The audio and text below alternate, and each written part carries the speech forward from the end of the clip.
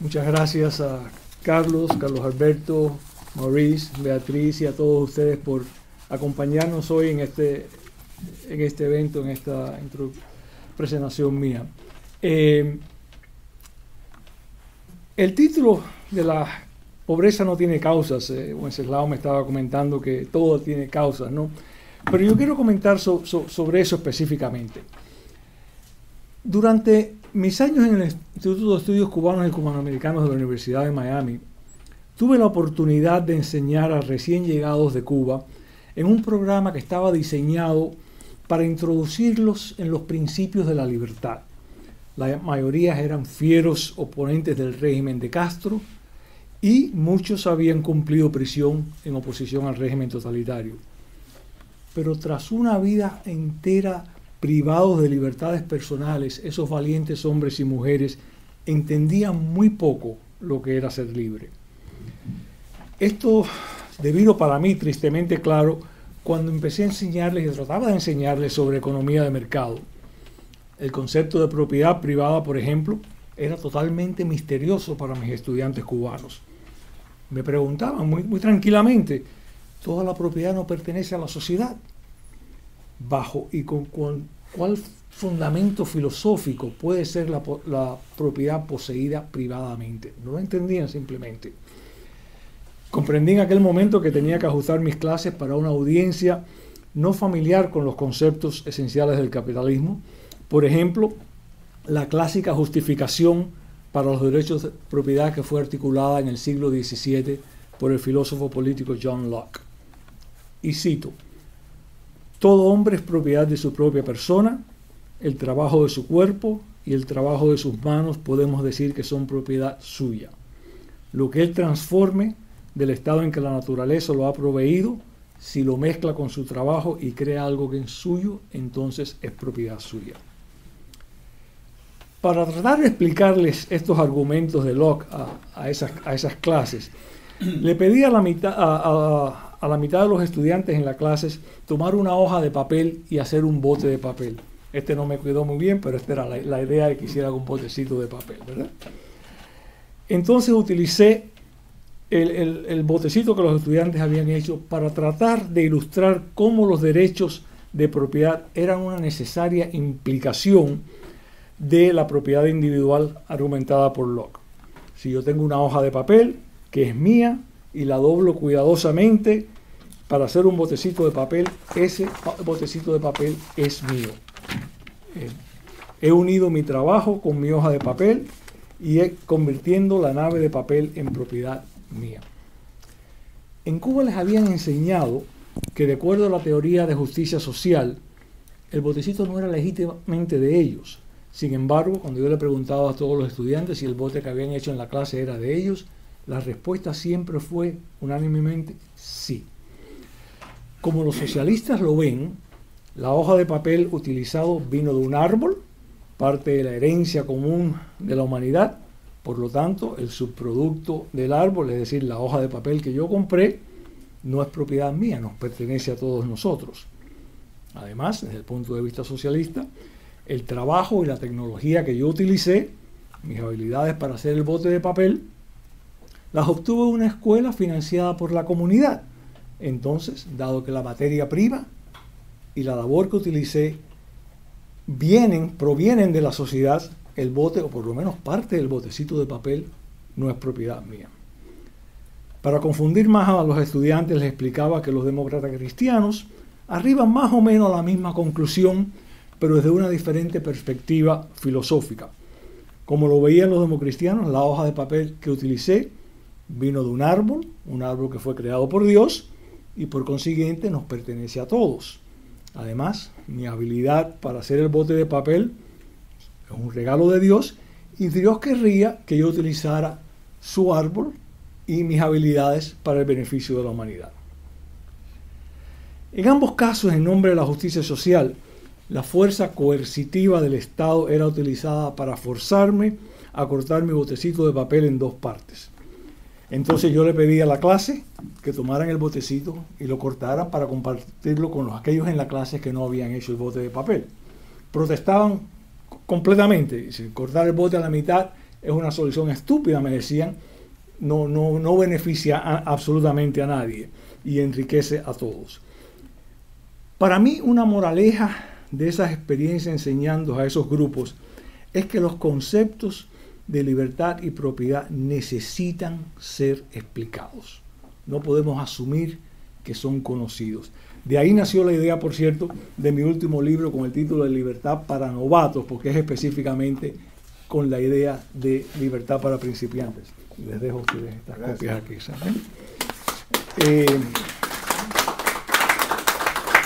Igualmente, quiero tratar el tema de la pobreza y específicamente combatiendo el llamado dogma de Montaigne.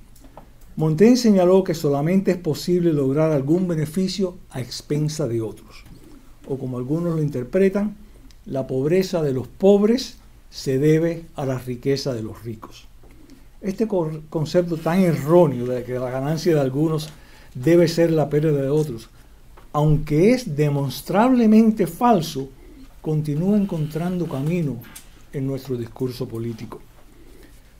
El dogma de Montaigne no reconoce que la pobreza es el resultado de no producir riqueza.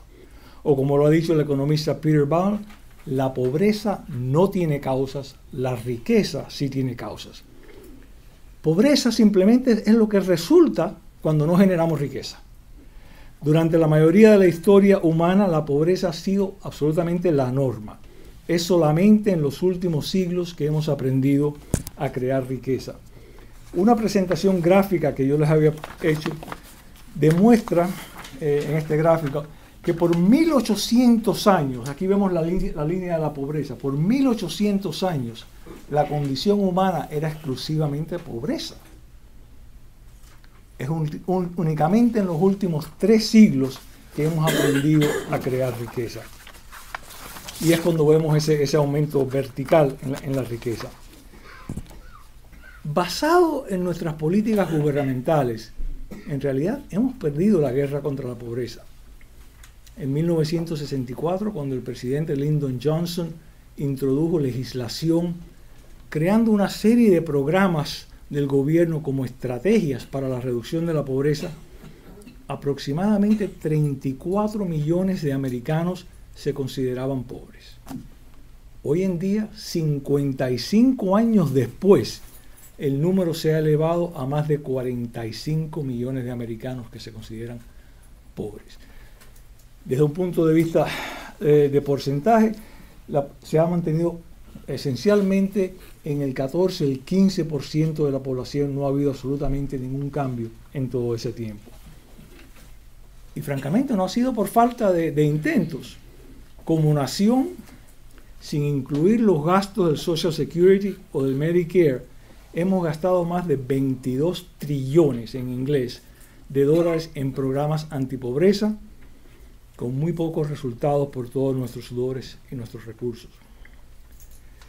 Por lo tanto, yo pienso que antes de expandir, como muchas personas sugieren, nuestros inefectivos esfuerzos, debemos cuestionar la visión convencional sobre cuáles son las causas de la pobreza.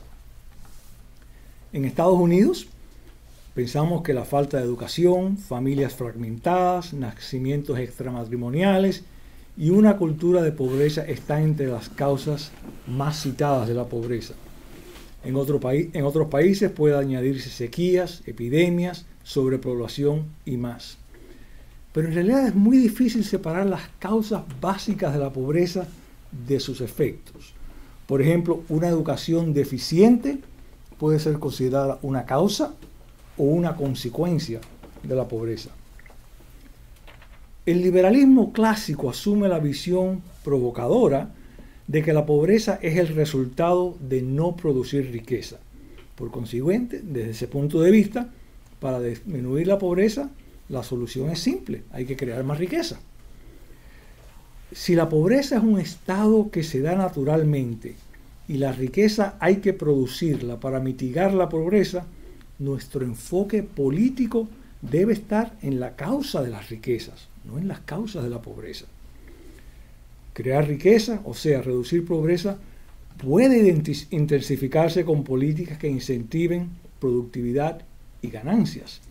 Lamentablemente, nuestros marcos regulatorios y fiscales se diseñan para lograr precisamente lo contrario, y las ganancias se han convertido en la diana de la demagogia política. El erróneo dogma de Montaigne ha desviado la atención de los gobiernos hacia políticas de redistribución de riquezas más que estrategias para promover la adquisición de riquezas. Además, en América Latina específicamente, nos hemos convertido en lo que yo llamo coleccionistas de heridas. Coleccionistas de heridas es un término acuñado por el ex agente especial del FBI, Joe Navarro. Navarro lo define de esta manera: coleccionistas de heridas es la recogida y preservación consciente y sistemática de transgresiones, violaciones, errores sociales, reclamos, injusticias o menosprecio, con el propósito de alimentar o justificar una ideología maligna, promover odio o exigir venganza. Navarro, un experto en contrainteligencia, utilizó el término analizando terroristas. Sin embargo, para mí el concepto de coleccionistas de heridas desencadena la imagen de intelectuales y políticos izquierdistas latinoamericanos que siempre acusan a Estados Unidos o a las corporaciones multinacionales de todos los males que afligen a la región.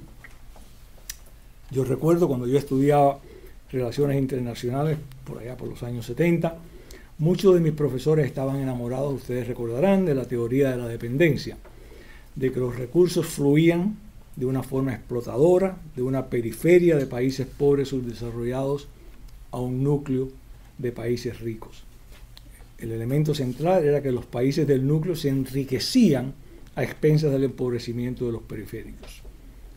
Muchos de los autores de la teoría de la dependencia, ustedes saben, eran latinoamericanos: Raúl Previs, Fernando Enrique Cardoso, Celso Furtado, Enzo Faleto, Aníbal Pinto y muchos otros. La teoría de la dependencia se convirtió en aquel momento en el grito de batalla de la izquierda en América Latina. Los intelectuales y políticos latinoamericanos resultaron precisamente coleccionistas de heridas, de todos los errores sociales y tratamientos injustos que se atribuyen a las corporaciones americanas. Pero algo curioso está pasando hoy en día. La economía global está alterando los paradigmas de desarrollo. Y yo argumento que hoy en día cualquier economía, mucho se puede lograr con muy poco. Consideremos estos ejemplos. Uber, la mayor compañía de taxis del mundo, no posee vehículos. Facebook, el más popular dueño de medios, no imprime documentos. Alibaba, el detallista más acaudalado, no tiene inventario. Y Airbnb, el mayor proveedor de alojamiento, no posee inmuebles. Si las naciones desean reducir pobreza, deben abandonar el dañino dogma de Montaigne y abrazar apasionadamente la libertad de los ciudadanos para crear y mantener riquezas. Para ser económicamente exitosa, Latinoamérica necesita dejar de recolectar heridas, reales o imaginadas, y acabar de entender lo que en realidad hace crecer la economía. Muchas gracias.